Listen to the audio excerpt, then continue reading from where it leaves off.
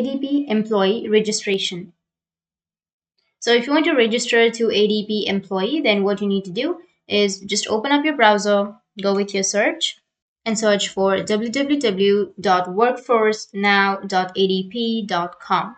Now it will take you to this kind of interface where if you want to go and register, then you just need to simply go with Get Started, which is on the bottom. So click on Get Started, click on Find Me, or if you already have a registration code, then you can just go with your registration code. I've just chose the first one. And here you need to enter your email or your mobile number. So I'll just enter my email address and then go with search.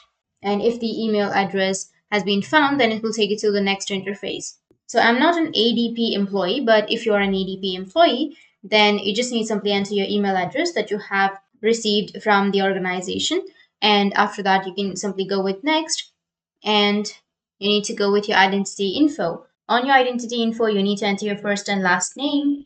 And after that, on contact info, you need to enter your mobile number, your personal or your other number, and your email address, like your work email address, and then your other phone numbers, and continue.